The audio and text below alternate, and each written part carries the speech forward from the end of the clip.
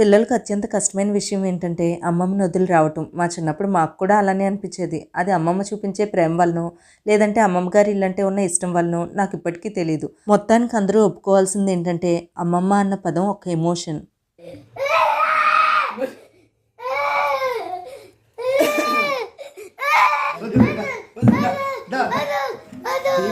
మా బాబు అయితే అమ్మమ్మని వదిలి రాలేక చాలా ఏడ్చాడు. ఇంకా వాడి బాధ అదైతే. నేను పెళ్లి టైంలో పుట్టింటి వదిలి వచ్చేటప్పుడు కూడా అంత బాధపడలేదు. కానీ ఇప్పుడు పుట్టింటి నుంచి వచ్చే ప్రతిసారి ఏదో చెప్పలేని బాధ. ఎందుకంటే అదేదో సినిమాలో ఆహుతి ప్రసాద్ లాగా తన చేతుకున్న వాచ్లో టైం చూడటానికి బద్ధకమై ఎవరినో పిలిచి చూడమన్నట్టు పుట్టింటికి వెళ్తే పథకానికి బ్రాండ్ అంబాసిడర్ లా తయారవుతాం. అమ్మో నా కూతురు అక్కడ చాలా కష్టపడుతుంది, కనీసం ఎక్కడైనా రెస్ట్ ఇవ్వాలని మన అమ్మ బాబాయ్ మన ఇంట్లో ఎలాగో పనులు బాధ్యతల నుంచి తప్పించుకోలేము. ఇక్కడైతే కాలు మీద కాలు వేసుకొని దర్జాగా కూర్చొని కావాల్సినవన్నీ అమ్మచేత చేయించుకొని వేడివేడిగా తిని కంటి నిండా కునికేయొచ్చని మనం ఆలోచించడంలో తప్పలేదులేండి. ఐఏఎస్ ఐపీఎస్కి ప్రిపేర్ అవుతున్నట్టు బస్సులో కూర్చొని రేపటి నుంచి అన్ని పనులు నేనే చేసుకోవాలని నన్ను నేను మోటివేట్ చేసుకుంటున్నాను.